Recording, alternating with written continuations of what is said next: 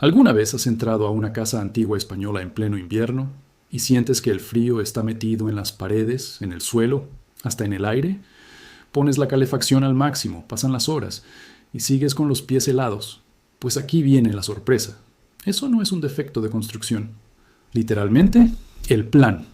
Hoy te voy a explicar por qué las casas tradicionales españolas parecen resistirse a calentarse y cómo ese mismo diseño que tanto te frustra en enero te salva la vida en agosto. Bienvenido de nuevo al canal. Si alguna vez has vivido, visitado o alquilado una casa de pueblo en España, sabes de lo que hablo. Paredes gruesas de piedra, techos altos, ventanas pequeñas y ese frío que parece pegado a los huesos, incluso con la chimenea encendida. Durante años se ha dicho que esas casas están mal aisladas, pero la realidad es mucho más interesante. Los maestros de obra de hace siglos no tenían termostatos ni lana de vidrio, pero entendían algo que muchas construcciones modernas han olvidado: cómo trabajar con el clima, no en contra de él. En este video vamos a desmontar ese mito. Te voy a mostrar, paso a paso, los elementos del diseño tradicional español que explican por qué estas casas se sienten frías en invierno y por qué, en realidad, son una obra maestra de ingeniería climática. ¿Listo? Vamos a ello. Empecemos por lo más obvio, las paredes. En muchas casas tradicionales, especialmente en zonas de Castilla, Extremadura o Andalucía, los muros pueden tener entre 40 y 80 centímetros de grosor.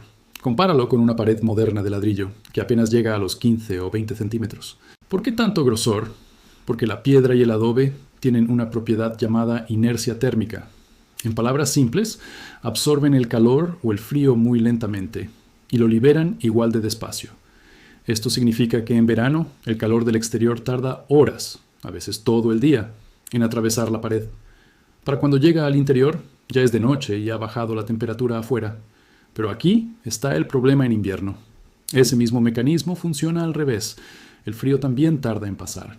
Sí, pero una vez que la pared se enfría por dentro, cuesta muchísimo volver a calentarla. Por eso sientes que la calefacción no rinde. No está calentando el aire. Está compitiendo contra toneladas de piedra fría. ¿Te ha pasado alguna vez que enciendes la calefacción y tardas horas en notar la diferencia?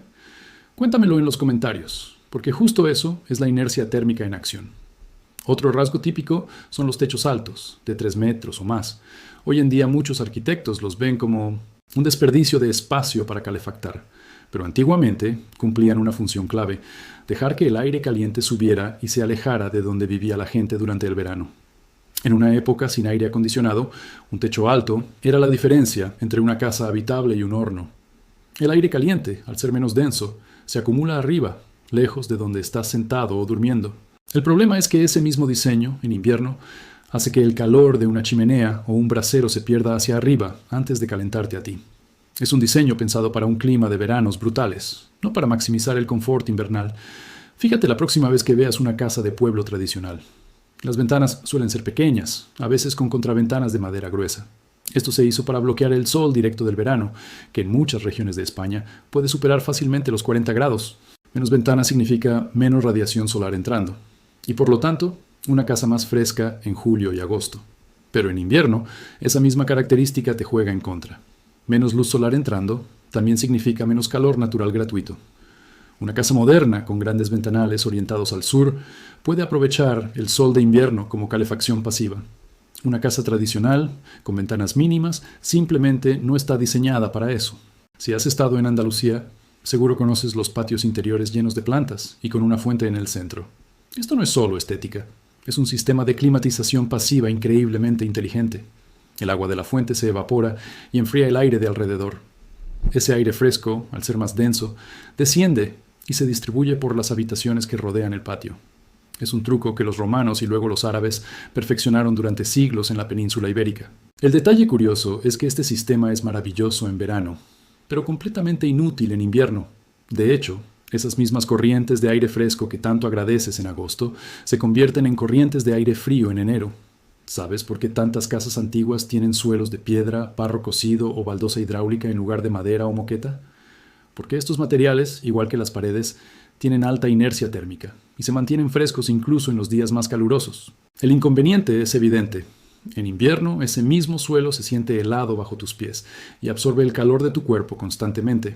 Por eso, tradicionalmente, se usaban alfombras gruesas o esteras solo durante los meses fríos y se retiraban en verano.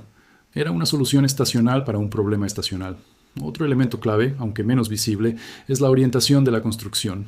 Muchas casas tradicionales en climas cálidos se orientaban buscando minimizar la exposición solar directa durante las horas más calurosas del día, priorizando fachadas al norte o con mínima abertura al oeste, donde pega el sol de la tarde con más fuerza. Esto es excelente para combatir el calor extremo del verano mediterráneo, pero significa que la casa recibe menos luz solar directa en general, incluyendo los meses de invierno, cuando ese sol sería bienvenido para calentar el interior de forma natural y gratuita. Por último, hablemos de los materiales: adobe, piedra caliza, cal.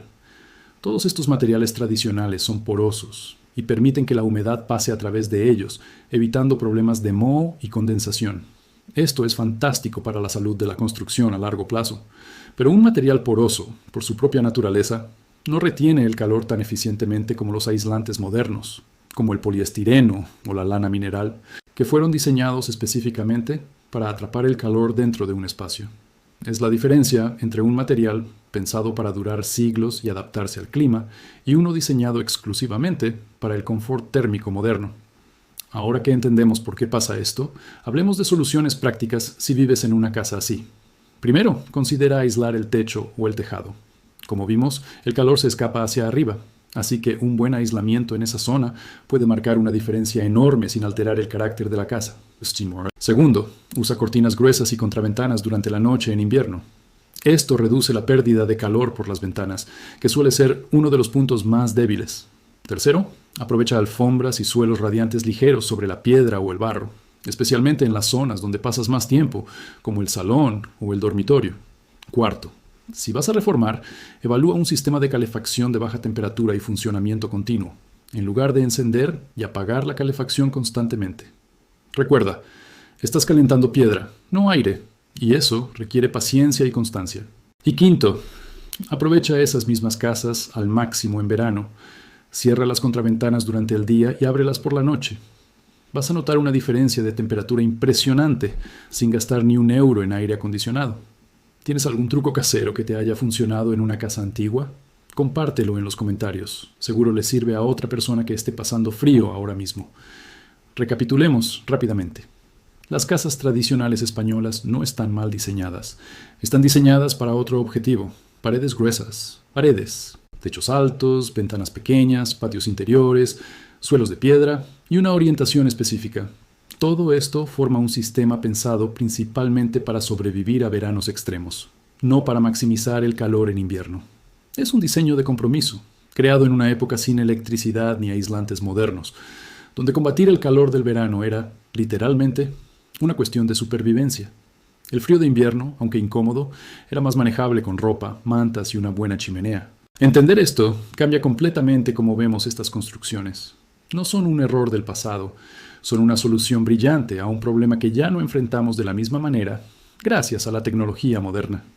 Si este video te ayudó a entender por qué tu casa, o la de tus abuelos, nunca parece calentarse del todo, dale like. Así ayudas a que más personas encuentren este contenido. Suscríbete al canal si te interesan temas de arquitectura, historia y curiosidades que explican el mundo que nos rodea todos los días. Y activa la campanita para no perderte los próximos videos. Nos vemos en el siguiente. Cuídate.